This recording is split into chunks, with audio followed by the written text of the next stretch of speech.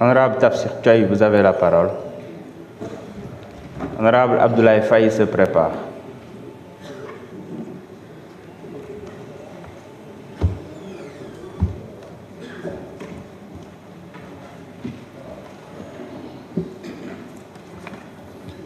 Je vous remercie, Monsieur le Président. Monsieur le Président, Monsieur le Ministre, très chers collègues. Monsieur le Président, Monsieur le Ministre, loi yi ñu fi indi tey muy renforcer sunu système bancaire jàpp naa ni mën na baax mais conséquence la conséquence bi mooy dund nañu crise bu 2007 muy crise bu gën a mag bu àdduna dund après 1929 et ba léegi conséquences yaa ngi nii ñu koy dund et jàpp naa ni li ko indi mooy système bancaire bu doxul bu doon def ay erreurs bu doon def ay abus ba tey dugal ñu ci goutte gi encore une fois ñu ñëwaat encore pour consolider renforcer stabiliser mais lan mooy conséquences yi ci population yi ak usagers yi ak clients yi parce que plainte yi ñu fi dégg depuis ce matin concernant le système bancaire mais loolu mënuñu ko booleeg chaque fois banques yi suñu nekkee dans des difficultés ñun ñooy subir les populations ñooy subir il est temps aujourd'hui pour man que ñu xalaat d'abord davantage les populations parce que mënoo chaque fois que banques yi am problème population yi dund ay crise encore ñoom aussi ñu dundaat ay problème bu ñu waree am accès au niveau des services bancaires et services yi ñëpp xam nañ ni dafa cher Sénégalais yi ils se plaignent tous les jours que service dafa cher et loolu war nañ ci trouver solution banque centrale mënul seetaan Sénégalais yi nii mënul seetaan ay population nii non seulement du point de vue de la monnaie amuñu ci contrôle mais la banque centrale inflation moo ko intéressé stabilité macroéconomique moo ko intéressé mais bu fekkee ni état bi ak banque centrale ñoom ñaar ñëpp mënuñu dimbali population yi pour taxaw banques yi pour ñu taxaw leen pour ñu wax ak banques yi je pense que dafay poser problème. Maintenant, monsieur le ministre, on a évoqué en commission plusieurs aspects, notamment le taux de financement de l'économie par le système bancaire. On a parlé de 30%, plus de 30%. Mais boo ko xoolee globalement c'est 6 000 milliards. Mais 6 000 milliards bu duggee ci économie. Économie boobu mënul def croissance bu dépasser 4%. Il y a problème. Soit 6 000 milliards fan la dugg. Est-ce que c'est dans l'investissement? Est-ce que dans la consommation? Loolu dañ ko war a xool. Parce que bu ñu ko xoolee ci la ñuy permettre ñun ñu mën a repartir sur de nouvelles bases mais di dugal xaalis ci dugg économie économie boobu doxul y a problème et ça aujourd'hui on a un problème de productivité qui est réel. Beneen bi ci topp ma bëggoon aborder ak yow mooy le taux d'endettement des ménages sénégalais yi difficulté yi am na la vie est chère mais les ménages se sont endettés se sont trop endettés tontine bi endettement la nga dem ci microfinance endettement la plus vie bu cher pouvoir d'achat bu érodé wu jàpp naa ne loolu war nañ ci liggéey xalaat ci je pense que l'ANSD doit travailler autour du taux d'endettement des ménages ñu xool les sources les causes et ñu mën ci trouver ay solutions parce que loolu mooy tax ñu dund parce que bu nekk nit ñi nekk ci difficulté pour am xaalis dañuy stressé du ñu liggéey et productivité bi day wàññeeku et loolu dafay am reflet ci économie Sénégal donc jàpp naa ni loolu war ngeen ci liggéey. Maintenant on fait face à une situation de cherté des services bancaires on fait face à une situation difficile des ménages.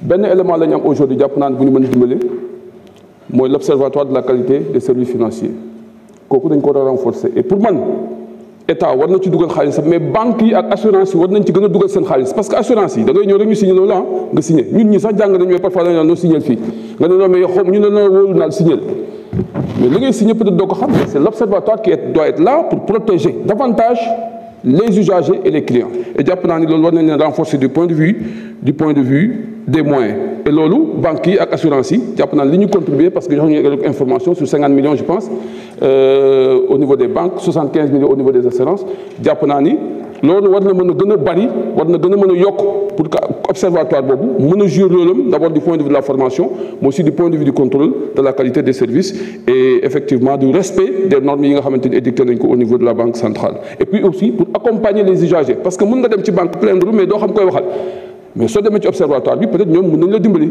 et je pense que loolu war nañ leen mën a renforcer du point de vue des mois en tout cas mënuma ñëw ba fii te du ma aborder la question de la certification de l'audit des finances publiques par la Cour des comptes monsieur le ministre suñu ko deful fii duñu ñu baal parce que yaa ngi fi et aujourd'hui on dit que ni jot ngeen ko ndax am na ndax jotu leen ko su ngeen ko jotee lan ngeen ci xalaat parce que information yi daw na que ni président jot na ko ministre des finances jot na ko premier ministre jot na ko donc bëgg nañu xam fan ngeen ci toll bu fekkee ndax jot ngeen ko ak lan ngeen ci nelale. Je vous remercie. Merci honorable Tafsir Thioye. Honorable Abdoulaye Faye mën nga ñëw jël kàddu. Honorable Seynabou Yassine Samb mën nga waajal.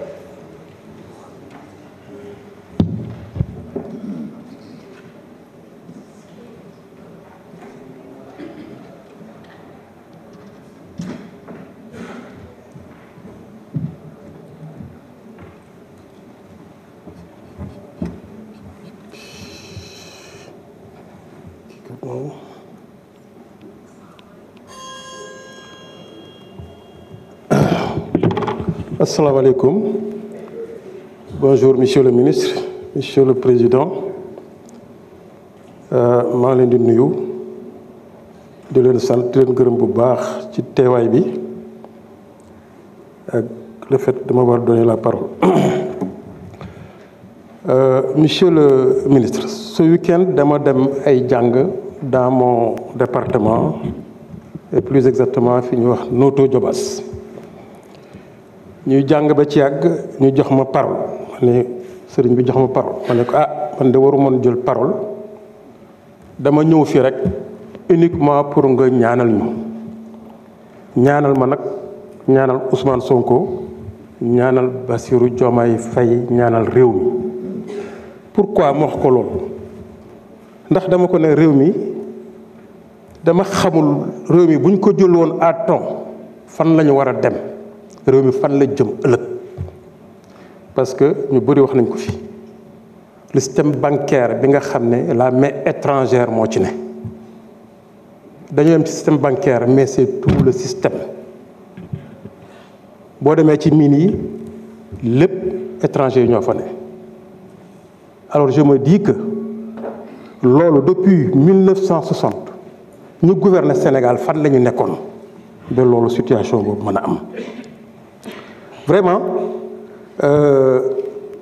sëriñ bi nee ma incha allahu lépp dina dox léppay baax man de texte bi ma bind sax xam naa ni xëy na dafa réer bon pas grave nee ma lépp dina baax parce que effectivement ñaan moo tax ñu jot ci réew mi réew mi sonn na nit ñaa ngi xiif nit ñaa ngi jooy ainsi de suite donc nañ continuer ñaan yàlla ndax vraiment mu defar réew mi ci nu mu gëne alors man li taxoon ma ñëw réellement parce que loolu réflexion la bi gars yi commencé wax la situation du pays nar ko jox Ousmane Sonko ak Diomaye en tout cas le système qui est là aujourd'hui moo tax ma yokk ci loolu mais monsieur le ministre. Alors, dans tout le corpus de cette loi qui nous est présentée aujourd'hui, seul l'article 139 intitulé « Relations avec la clientèle » retient particulièrement mon attention. Oui, monsieur le ministre, la pratique bancaire, plus précisément la relation banque-clientèle au Sénégal, est d'une opacité obscurante en défaveur des clients et mérite d'être revue. Entre autres manquements, je citerai quelques-uns dont j'ai eu une connaissance avérée. Le premier exemple, qui me semble même un peu cocasse, est le contrat de crédit ou prêt bancaire. loolu defe naa ñëpp wax nañ ko fi Guy Marius Sagna wax na ko Awa Sané wax na ko ñëpp wax nañu ko. Dans ce genre de crédit, les clauses contractuelles, toujours en faveur de la banque, sont rédigées non seulement en bas de page, mais en plus en fine écriture très serrée.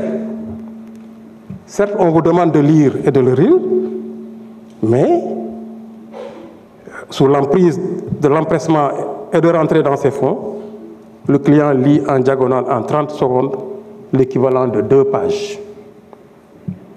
Normalement, dactylographié, normalement. Donc, lolo, banque yi ñoo ko def exprès. C'est pour mieux avoir leurs clients.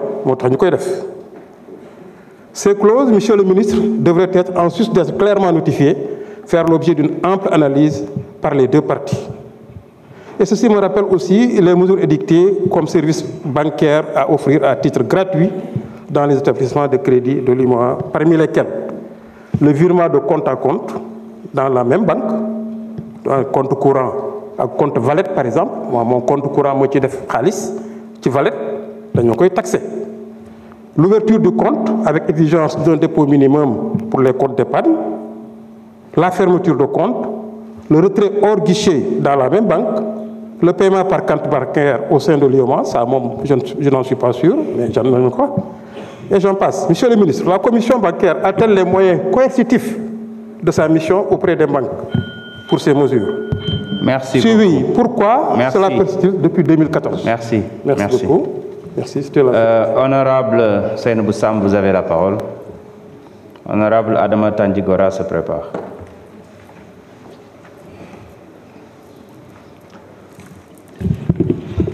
أعوذ بالله من الشيطان الرجيم لا حول ولا قوة إلا بالله العلي العظيم. السلام عليكم ورحمة الله. Chers collègues, président maa ngi lay nuyu, monsieur le ministre maa ngi leen di nuyu di leen jox seen wàccuwaay di wax inna lillahi wa inna ilayhi rajiun. ñu ngi jaale fan yi gis nañ accident yi ni mu bëri 30 personnes génn ci àdduna. ñu ngi jaale suñu mbokk yooyu génn àdduna di jaale waale aussi suñu sëriñ bu tedd bi fi jógee di ñaan yàlla xare leen aljana fi daws. di ñëw ci yenn points yi comme ni ñu koy waxee am na yoo xam ne suñuy yenn collègues wax nañ ko, bokk na ci attestation de non engagement bi nga xam ne moom la banque di def. soo ñëwee ñu bëgg en tant que client ni ñuy def tout ba convaincre nga ñëm seen banque, mais dañuy gis bu ñu demee ba ci biir pour nga génn c'est tout un problème. Il faut nga fay 80 000 man lañ ma wax, am na ñoo xam ne 90 000 mu nekk loo xam ne defe naa ne comme li ñu wax ci banque duñ ko répété mais li ñu